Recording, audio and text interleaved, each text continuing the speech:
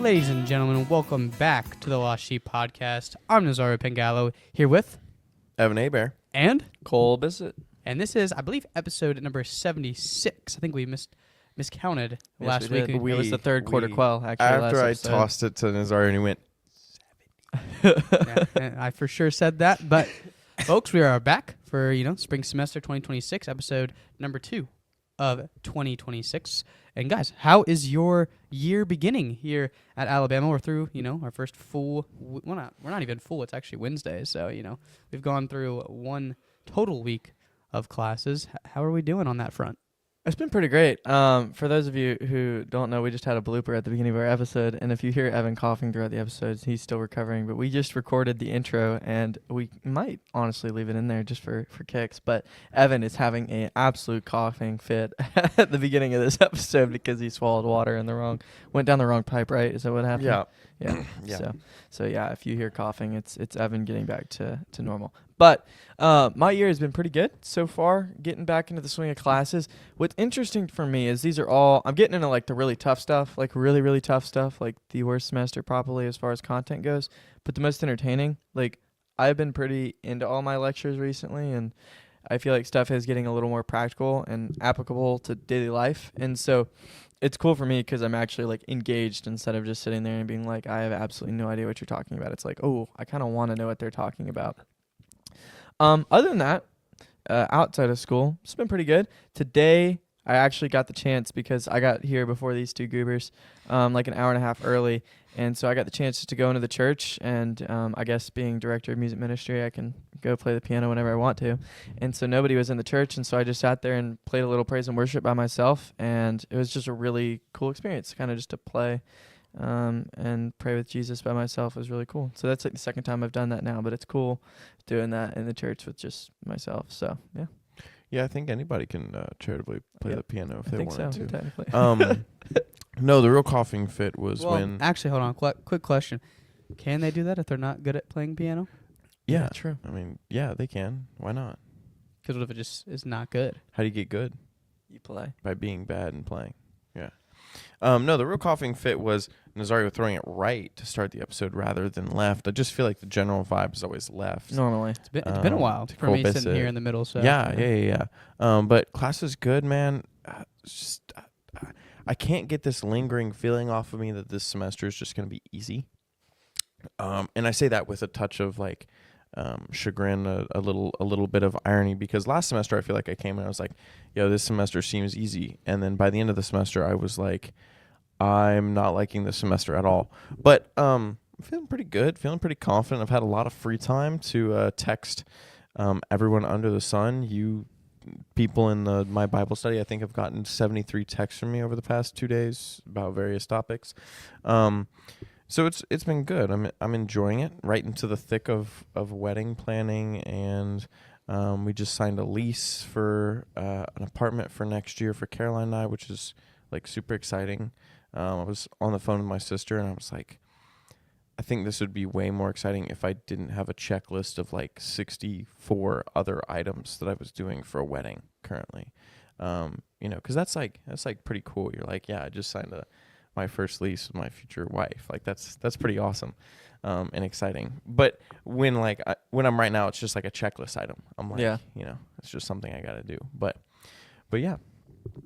How about you? What about you, Nazario? You guys are both just going at me right now, but pretty good so far. We have two different biology classes that are kind of like going together, which is interesting to see because one of them is supposed to be biological psychology, one of them is just basic intro to biology, and so kind of seeing a little bit of those contents running together, kind of fun. And then I was telling Cole about this, which I said this last week as well. My my social psychology teacher is a very interesting guy, very fun to listen to lecture. So it's interesting content. It's definitely not an easy semester, but it's going to be a lot of fun. And we think this podcast episode is going to be particularly fun. We're excited about the quote, so we'll get to that right now. Ladies and gentlemen, the quote of the week. Yeah, so I brought the quote of the week for this week. I don't know why I said I did. It's our podcast. There's no reason to boast about that. But it came from context, it came from one of my classes, UH 401, and we're supposed to do a little reading on this person that we're going to be talking about. Well, we'll talk about the person a little bit, but DJ found this Khaled. quote. Yeah, found this quote, and so here it is. In terms of priority, inspiration comes first. You come next. The audience comes last. I'll read that one more time. In terms of priority, inspiration comes first. You come next. The audience comes last. And this is from Rick Rubin. And I had no idea who Rick Rubin was going into this. I'm sure these two know who he is, have maybe some type of opinion. I don't know if they'll go into it or not. But first off, with the quote, does anyone want to take it, or you all want me to do it? Well, I can get into Rick Rubin a little bit. We talked about this earlier. If you look him up on... Wait, pause. We actually didn't know who he was before. Just Well, yeah, for no, we preface. did. We had Yeah, to yeah. look him up. No, No, we no? just did some We had to look him research. up. Yeah. But, like, Okay. Yeah. I know... Well, we with know all the music, things... I'm actually shocked that you do not know who he is. He's I- not the same. Well, he's a backrooms guy. Continue. Yeah, You'll understand why he doesn't know. We know a lot of the stuff he's worked, the projects he's worked with. For example, Rick Rubin is really into the sound industry and music and getting in the background of noise and trying to figure out how to define the sound of a band, what this band should sound like. And some familiar names you may know that he has been involved with is Metallica, Red Hot Chili Peppers, Adele, Jay-Z, and there's Quicken one with more. confidence, Cole. Quicken with confidence. There's one more. Hold on. Here we Forget go. it. There's a lot. Beastie Oh, here we go. Boys. Here we go. So Beastie Boys is He's there. a producer. So he's a producer, Yep. right? So that's why he doesn't quite know. Nobody. Yeah. No offense to all the He's producers out there. Nobody knows. a big one, though. producers. So here we go. LL Cool J, the Beastie Boys, Run DMC, Public Enemy, and the Ghetto Boys. He also has Kesha, Adele, Ed Sheeran, Lady Gaga, Metallica, Slayer, The Cult, Red Hot Chili Peppers, Rage Against the Machine, The Strokes, Weezer, AC/DC, Aerosmith, Audioslave, Linkin Park, System of a Down, Slipknot, Johnny Cash, the Avett Brothers, the Chicks, formerly known as the Dixie Chicks, Tyler Childers, Kid Rock. So he's worked with a few names that you might have heard of in your life. So And that's about every genre of music there is. And I mean, like he went from what was Skillet or what was Metallica to Adele. I mean, those are completely different. You go from rock to pop and then he even has some country mixed in there. And I think it's cool because he's pulling from different sources of inspiration each time. And previously at the beginning of this podcast, Evan and I were talking about this and the importance of context for this quote. And I told him, I said, I think it plays a part. And I said, but I don't think you have to take, I don't think I'm going to take the quote directly about the context. yeah, Cole actually said, well, I don't think the context matters for this quote. And I said, well, stop talking. We're going to talk about I said this it's a on the piece of the podcast." quote.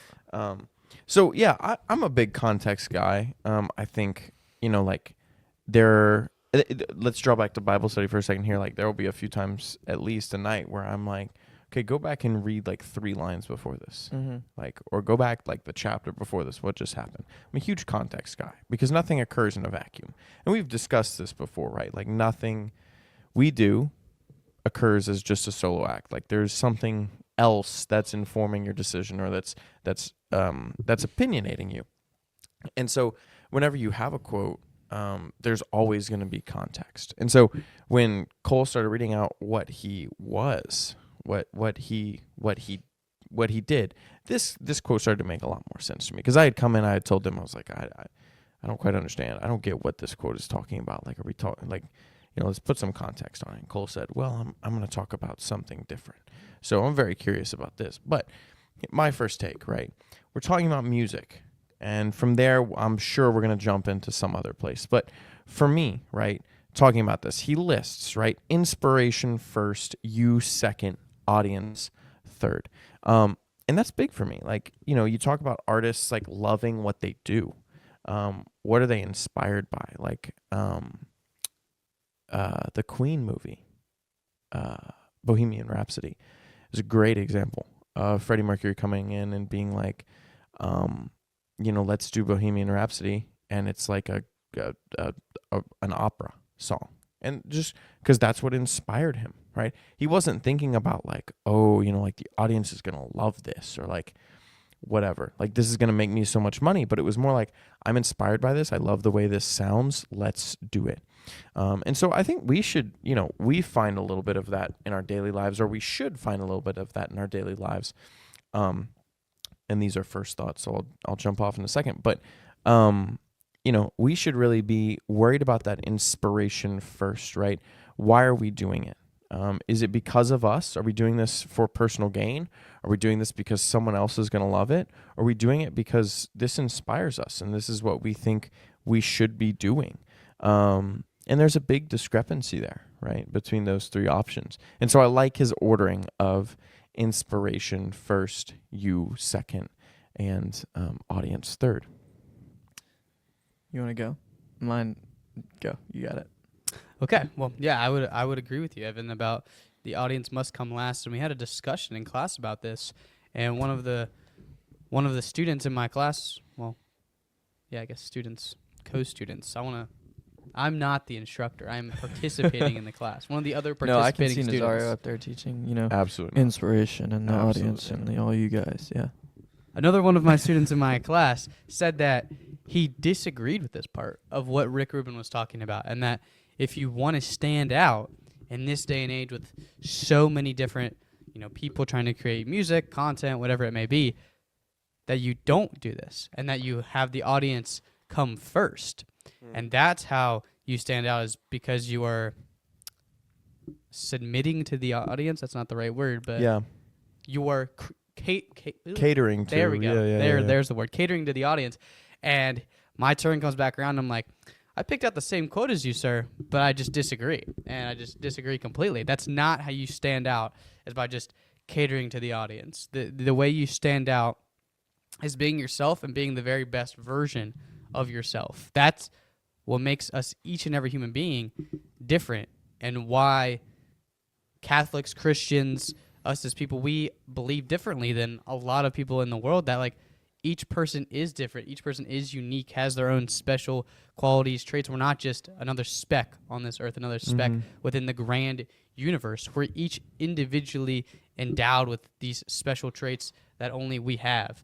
And so that's where I would go first right there, is that audience does come last, because we have what we can give, only we can give if we tap into it first. Yeah, and I think also it goes back, it kind of like the quote kind of proves itself, right? Because like, if you believe that quote, right, if you think that quote's good, then obviously like the way to stand out, which he's not talking about standing out here, right? But the way to stand out is obviously doing something that inspires you, right? But if you think standing out is selling more records, selling, being like the top streamed artists in this day and age, right, then obviously that your first priority is not going to be your inspiration, right? You're going to be a slave to whatever the masses want you to produce for the rest of your career, right? And so it's kind of one of those things where like, yeah, sure, like maybe the audience is the most important, but are you happy doing it? Like, are you inspired to make that music? Are you inspired to do that task, that job, that whatever? Like, or is life just kind of a meaningless, like, oh, I'm successful, right? I'm good at this, so therefore, like, I have meaning and I have purpose because I'm good at something, not because I derive joy and it's something I'm inspired by, but rather it makes me a lot of money. So Cole, I'll toss it over to you. You've been writing.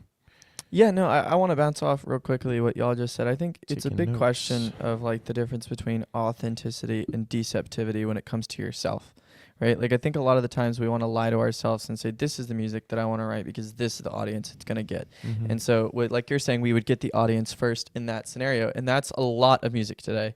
A lot of music is that way. Some singer-songwriters aren't even songwriters. They're just singers, and they produce other people's, the music gets produced for them, written for them. All they have to do is go out there and sing it, and it may have nothing to do with how they feel, which I think completely takes away from the purpose of song and the purpose of why it's written, why it's created to begin with, if this isn't what they're feeling and what's inside of their hearts. And so that's why I connect and resonate a lot more with artists who write their own music, because I think the writing and the production is the most important part, and the voice is just the telling of that story.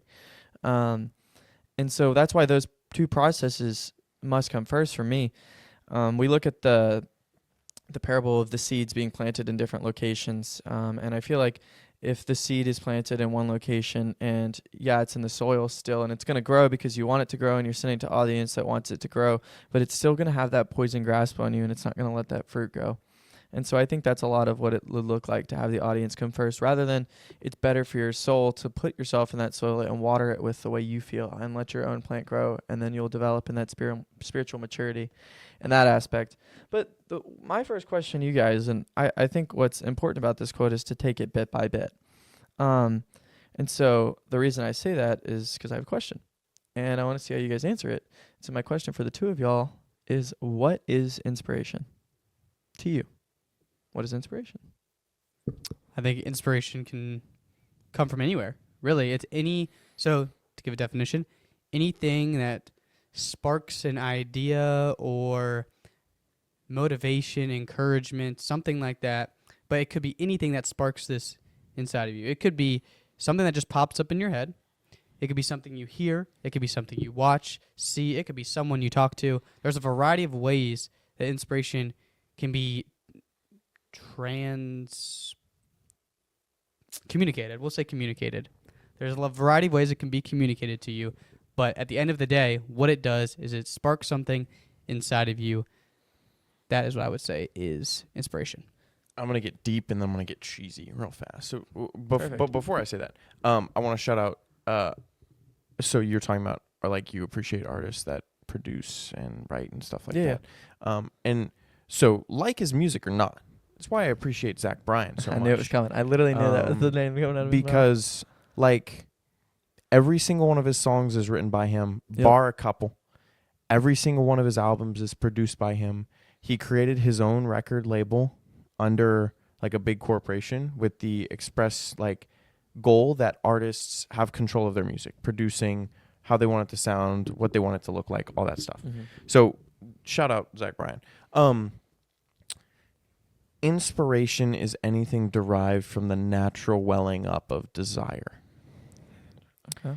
And so I say that as, y'all know the meme format where it's like, it'll be like a picture of a beautiful actress or something like that. And it'll be like this, like men used to go to war for this, right? Like, or like, this is what Helen of Troy looked like or something like that, where it's like this beauty, this derivation of desire, like man's desire for beauty or for goodness or for truth, is what inspired us to these great acts, right? You think of anything, right? Like Michelangelo's painting of the Sistine Chapel, right? Like what inspired him? What was a desire to be great? Like a desire to be known, a desire to lift himself to the heavens, right? And so that's what inspired him for that painting. What inspires great sports teams? Well, maybe it's a desire for money, sure, but it's also a desire to do something that no one has ever done before, right? I mean, I'm sure if you talk about, like, if you go ask Tom Brady, like, what drove you? You'd won the Super Bowl once. Like, what drove you for 2 and 3 and 4 and 5? And 6 and 7. He won and 7. 6 and 7. Well, they were with a different team, sort of. Only one. Yeah. He would say nobody had ever done that before, right? Like, yeah, one Super Bowl's great. And, like, that's inspiring, and I had all the money in the world. I had a great contract. I was breaking records left and right. But, like, nobody had ever won 6 Super Bowls. Nobody had ever won 7 Super Bowls. So, I was inspired by it. So it's the natural welling up of that desire for, insert here, goodness, truth, beauty, transcendentals that we talk about, greatness, the natural desire for belonging, wealth. Even we can go darker, right? Like the natural desire for anything, right? That we can talk about. And that's what drives our inspiration. Is that a good? Yeah. Where's the cheesy part? Oh, I think men used to go to war for this. That was like the cheesy. It's just like a cheese ball. It'll be like, or like, the stuff where it's like feed a Dorito to a Victorian child, like whole empires would be fought over like this or whatever, where it's like a spice rack in a random like suburban kitchen. It was like the British conquered the entire world for this and we have it in our cabinet or something like that. Like, they were inspired to do that because, like, I mean, obviously they wanted gold and, you know, money and glory and all that stuff, but also like new stuff. Like, you know, how can we create? Like, we can create new things with all this brand new stuff we're learning. Like, the first thing that they brought back, like, the kings, yes, the kings love gold, but so much more. Like, the Spanish fell in love with chocolate that they brought back from Central America. They fell in love with dyes that the people used in their clothes. They fell in love with sugar, right? Things to make life sweet, things to make life beautiful, not things to make life, like, generally better for you. And yes, of course, it's expensive, it's new, the rich had it. But it was that desire for beauty, that desire for, wow, this is good. This is like what I desire. This is what I seek. That drove them out. And so, you know, again, like, yes, they're sending out conquistadors and stuff, but they're like, bring back some cool new stuff. Bring back some more dyes. Bring back some more cinnamon. Bring back some more spices, right? Like, that's cool. That's good stuff. Mm-hmm. And however nefarious the conquest turned out to be, right? I'm not condoning imperialism, but, you know, they were inspired by that to a fault, to a point. So. Yeah, I think those are really good answers. But a common theme I noticed between the two of y'all is y'all use this word anything and desire. And the reason I say that and the reason I highlight those two words is because my definition of inspiration, y'all are free to critique however you wish, but I would say inspiration is God's way of communicating with the human soul. That's my definition. And the reason I say this is because let's look at I broke this down piece by piece. Like, we have our three. We have inspiration, then we have the author, and then we have the audience. And if you look at this, the greatest source of inspiration we have in modern times today is Scripture, right? Like, I think that is the most authentic version of your description of inspiration. Yes, sure, of my description of inspiration. Okay. Yes, because, you know, as Catholics, our view of like how Scripture came to be was it was divinely inspired by God, and then human writers communicated that through their own. And the way we believe is there's a human author, of course, because there has to be something to write it out. And they're not just like the people that are in the courtroom that are typing out the manuscript. That's not what this means, right? Like, they are not typing out word for word exactly what's happening in the courtroom. That's not what's happening. God inspires this. He illuminates the minds of the faithful and the hearts of the faithful. And the authors, the human authors, have vulnerability to write with the freedom of their own personality, kind of being like, you still see humanity through these words. And that's important because how do we connect with each other? Through how we think. And so that's why it's important for humanity to kind of still be a part of this. And then lastly, we have the audience. And I think the audience is kind of like the rinse and repeat part. It's like once they get it, then it's their turn to feel the inspiration from what's been written by God. And so God's communication with us through inspiration is a way of kind of repeating the cycle. So everybody's getting this. Y'all are saying desire and everything. But that desire is God entering our hearts, right? And I think that inspires a lot of what we do today. You look at Michelangelo's art. I guarantee there's not any sort of that isn't inspired by God. Like, I think that whole thing, that beautiful artwork, what people go around and admire every day and the feelings they get from it, I'd say that ultimately that inspiration, the good inspiration, is from God. There's no malice behind it. There's no intent other than to lead the people in the aspect of wonder. And again, it goes back to that at the end of the day. If God is beauty, then we are wonder. And so we are created to be inspired by God to admire the creation that he's given us. So is there bad inspiration? That's that. And I don't think inspiration can be bad. I think there's another word for that, and I think it's called manipulation. And I think that's what the devil does. And I think that's where our brain gets twisted. You know, like we talk about, the devil can't create. Cute. So how could he create something inherently good? He can't. Mm-hmm. He can't create something inherently good. Mm-hmm. And so I think inspiration. He can't create. He can't. Yeah. He can't. But he can manipulate us how much he wants. And that's how we fall into what some people find as inspiration actually isn't. It's just manipulation in disguise, or inspiration in disguise. So, just interesting. Some food for thought. I don't know. I like the idea that inspiration is God's way of communicating with us, because I think that's how our creative process kind of works. Like a lot of the time, I feel like for me when I'm up there doing praise and worship, and like, how do I sing this part? How do I want to sing this part? What I kind of let the inspiration of like how I'm feeling, how this prayer is being directed, and then I'm the author, I'm the voice of that. I Mhm. sing it, and the audience receives it. And so it's important because, and then the people in the audience receive that, and then they're inspired, and then they offer their own prayer, and then they do the same thing. And it's just a rinse and repeat. And I think that's what it is. It's this cycle of beauty, and us just sitting there and wondering at God the whole time. That's all it is. Yeah. So No.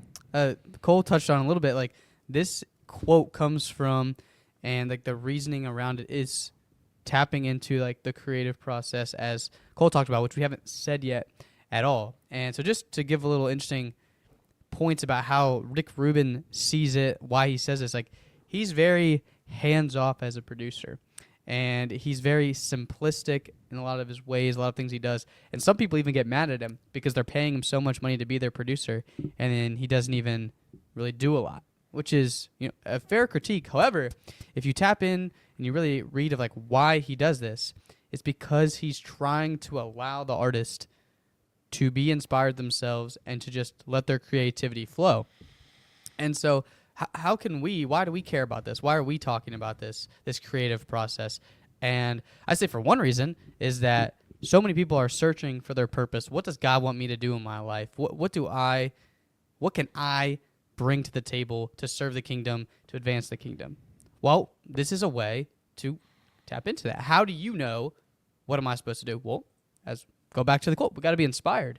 And as Cole talked about, God is going to inspire us in some way to tap into our soul, because God knows our souls better than anybody else. He knows what drives us. He knows what we have, what we can give, and he knows what gets us up in the morning, what gets us out of bed. And he's not going to tap into something. He's not going to inspire you to do something that's not going to make you do that. He's not going to inspire me as a sports person to go deep into biology and dissecting insects. Yeah. That's not going to happen. He knows that's going to be a real struggle every single day to get up and do that. But for Evan, Evan's a little weird. He likes his insects like that. One day we were playing disc golf, and he just picks a bug up and puts it in a water bottle. Yeah. So, like, that gets Evan out of bed every once in a while. So God can tap into that. And so it starts with that inspiration, how he's going to tap into it. And then you're like, okay, now do I go to the audience? Now do I realize how I can use this? Well, you still got to go back to yourself. You got to figure out, okay, what do I have? What skills do I have to push this forward, to be able to work hard and use this inspiration in the right way? And so that's how I see how we can use this creative process, these ideas in our life as Catholics. Because this isn't just about the quote. This isn't about just breaking it down. It's like, how can we use this and use this creative process to help us in our lives? So that's one reason, or one way I see we can do this. Can you guys think of, any other ways? I mean, I just want to say something on top of that. Nazari and I were literally talking about this earlier today. And I was talking about it in the form of like my music, and like how my inspiration has just such driven me into that vocation of pursuing music. And like I was talking to them about trying to figure out ways to do this outside of college. Like, how do I pursue this? And Nazaria's inspiration is helping people through their psychology and their mind, helping dissect how does this make you feel, and how can we lead you forward in the right direction of the faith? And Evans is sports, of course, and Evans is science. He's the science guy. Overall, he loves knowing how the world works and how that works with our faith and improving that forward. And all of these things, I would truly say, are inspired by God. And it's important to recognize your inspirations in your life, because I think if you don't, and you don't pursue them in the way that sometimes we're called to do, we need to be open to being receiving of what God's calling us to do, even if it feels weird. And so right now, I told him at the moment, I said, I am called to lead music. That's what I do. And I said, but that's why I said at the moment, because at any point our inspiration can change, because God can direct our inspiration in other ways. So yeah, I want to talk about a little bit more the second part of this quote, and a reflection of vocation in this quote, sort of. So what's our first vocation? What's our first vocation? To serve God.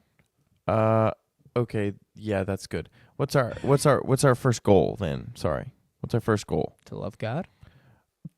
Okay. We're going Love a little God, love generic. I'm people. sorry. You're You going need to- really yeah, generic. sorry. He had to Okay. narrow What it is down. our one goal for our life? Like Get to heaven. bingo. There we Okay. go. So I would say our first vocation is get ourselves to heaven. Yep. Okay. What is our second vocation? Lead others with us. Do whatever it is that is our actual vocation and lead others with us, right? So if we're a priest, right, that is lead our congregation with others. Yep. If we're a spouse, that is that the right term? Yeah. If we're a spouse, that is, God willing, lead our wife and, again, God willing, our children to heaven. If we're a sister, it's our, or a brother, it's our congregation, right? Our collection of sisters and brothers, right? And so on and so forth. If it's consecrated singles, it's to live in communion with others and help to lead them to heaven through relationship. And again, like Rick Rubin, I don't know if this guy's a Catholic. I don't know if he's not, whatever. Doesn't really matter. But how often does life imitate Christ, right? First is inspiration. First is why. First is God, right? Why do we do this, God? Second is you. Second is you. Your first priority should always be is this getting me to heaven? It's awesome if you're, pulling people to heaven along with you. But if you're pulling people to heaven and you're figuring out that, hey, I'm not leading myself to heaven, you're not doing yourself any good, really, right? That's not a great thing. Finally, third is that bringing others to heaven with you. If you're pushing other people towards heaven, not pulling them, you're not really helping yourself. Your first goal is to get to heaven. And I think I want to clarify, this can sound really selfish, right? Like when you hear it, you're like, oh man, like, okay, first things first. Evan's saying like, I can't help others to heaven. Like I need to make sure, that I'm going to heaven. Like that sounds really self-centered. But I'll pose a question to you. If I'm not praying, how am I going to tell someone to pray? If they ask me, hey, how do you pray? What am I going to say? If I'm not going to Mass and someone asks me, hey, what do you do at Mass? Why do we receive the communion? And I go, well, I haven't received communion in 10 years. How am I leading them to heaven? How am I leading myself to heaven, right? And so I don't only say this because, I want you all to get to heaven, everyone. You too, I want you two to get to heaven. I try to lead you spiritually. We try to lead each other spiritually. But I also, you draw people closer to God by being simply closer to God, right? And so, again, it can sound self-centered. It can sound selfish. It's not. It's not. You're doing no good if you're far away from Christ. And, that's a simple fact of the matter, right? Yeah, and if anyone wants to challenge that way of thinking, I was going to ask a question about this so we could talk about this, but you went into it. But if anyone wants to challenge what Evan's saying, that you shouldn't do this, well, look at Jesus himself when he lived on the earth. How many times do we read about in the Bible when he makes a priority, when he makes it on top of his list what he needs to do, to go to the desert or go into the mountain, go to a lonely spot to pray? How many times do we see that? And we think about it. Cole, you talked about, obviously, the Word of God is inspired, but still these human writers. And so they're thinking about, what do I include? Why in the world would they include Jesus going off alone by himself to pray? Why in the world would they want to put that in the Gospels? Is that relevant? Is that really necessary? Yes, it is. We see it right here. It's a relevant, necessary thing because Christ isn't just this great figure that we look to. He wasn't just this great prophet. He wasn't just someone that went out and did something amazing. He was our example. He gives us the blueprint of how to live our life as Christians, to further your point, that we have to focus on our own spiritual lives to be able to impact others. Yeah. A really good definition of that. Again, I didn't answer the question for you guys at the beginning. What is inspiration? I answered my definition. I didn't answer the actual definition. And I think this is good because we keep going back to the thing, God at the beginning, God at the beginning. Jesus went to God at the beginning. Jesus is God. God is Jesus. Jesus is the Holy Spirit. All three in one. We have the whole thing. Yet they still go back to themselves. Think about it. Why? Because inspiration, as defined by the dictionary, is the drawing in of breath or inhalation. For us as humans, that's the drawing in and reception of God's spirit, God's desire into our hearts. And what That's do we what do? the dictionary said? The dictionary said that's the second one. There's That's a two lot definitions. deeper than I ever expected. It is really the good. dictionary to go. But no, that's the first half. Inspiration as in the opposite of respiration. yeah. Yeah. Yeah, but there's inspiration, and then what do we do after we draw in our breath? We breathe out, right? We can't breathe out without breathing in. We always have to breathe in first. And so even God had to do that. And I think it's practicing humility in that aspect of we can't just go out and talk about things if we aren't breathing them in, right? We can't, all our voice will be exasperated and we'll have this dry breath without it. So, Yeah. So without further ado, I think we'll come back to final thoughts at the end segment, but without further ado, we'll pop into our PPP to discuss how we can impact our own lives and also impact others. Ladies and gentlemen, the practical prayer practice of the week. Yeah, so for this quote, obviously, we've been talking a lot about ourself, our own inspiration, and to leave the audience last. So this idea we came up with for the practical prayer practice is you're really having no audience at all. Yep. And so the practical prayer practice is to do a good act every day that nobody sees, and you can't tell anybody. No one gets to know about this good act. This is simply you on your own practicing discipline, practicing self-giving, practicing care, love, all those things without any audience whatsoever. And to remember that's a start. It comes from inspiration and yourself, and that we don't do it for gaining gratification from others, gaining praise from others. That's not why we do things. So this is a good idea here to just retrain our minds to focus on ourselves and what we can control and go from there. Yeah, I got nothing. I mean, I love doing a random act of kindness. If anybody hasn't read the book, oh my gosh, Pass It Forward. There's a book about this. Where like this kid starts this global movement, and like it's basically, I think it's a fictional story. Pay It Forward. Yeah, it's a book. It's a good book, but it's a fictional story about how like this kid does a random act of kindness, and he tells the person that he does it to, like, oh no, there's no need to repay me. Like, do a random act of kindness. And I want to say the book ends with like a terrible tragedy, like the kid gets like shot or something somehow. I may be thinking of the wrong thing, but you can look it up. But I love a random act of kindness because it does feel good to get like notified. I told Taylor the other day where like Batman, we cleaned out the search closet, and like he talked to me. He was like, "Has anybody like said anything to you about the search closet?" And I was like, "No, we're like Batman. Like nobody knows who we are, but they see that we did it."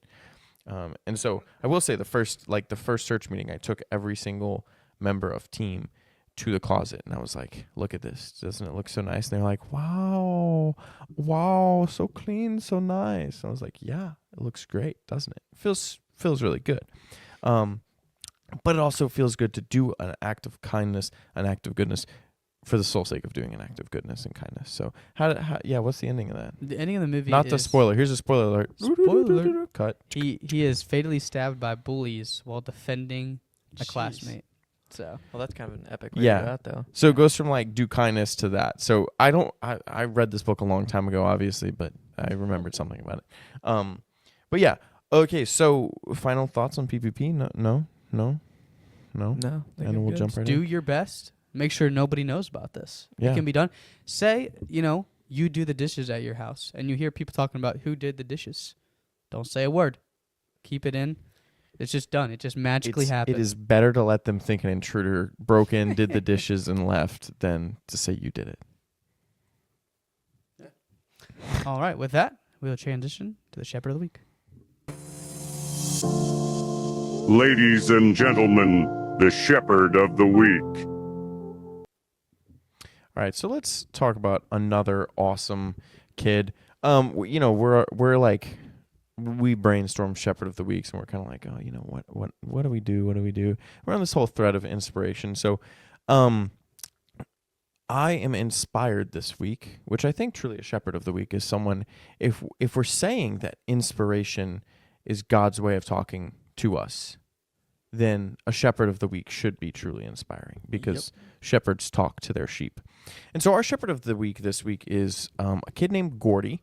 Gordy is a child taught by one of Caroline's aunts, my fiance's aunts, and Gordy has cancer. But he is just like a light shining in the darkness. He's super happy. He's super engaged at school. He still goes to school, right, through this diagnosis. And they just talk about how much of like an inspiration he is.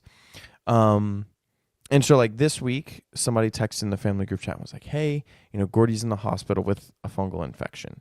And like, obviously you're going through chemotherapy, like your immune system shot, like you get anything, like, that's bad news. So we're like, pray for Gordy. Like, it doesn't look great. And so, the same aunt texted this week and said, hey, like, they just let us know, like, Gordy he's not appearing positive for this fungal infection anymore. Like, it's looking good. Like, it's looking better than it was, at least. And so this kid just continues to kind of defy the odds, continues to be a light, continues to be happy and shining, and, continues to do like the mundane things, which, we talk about like, oh man, if I'm a little bit sick, I don't want to go to school.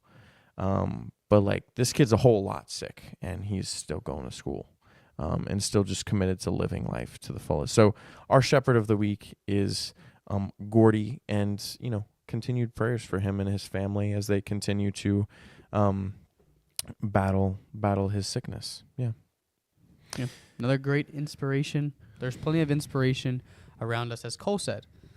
It is an inspiration from God. He uses it to talk to our souls. And my final thought is a quote from St. Catherine of Siena that says, be who God meant you to be, and you will set the world on fire. You are not meant to be Beyonce. You're not meant to be the next, we don't know about that. You're not meant to be the next Cole Bissett. You're not meant to be the next Evan Aber. You're meant to be the very best version of yourself. And that is good enough.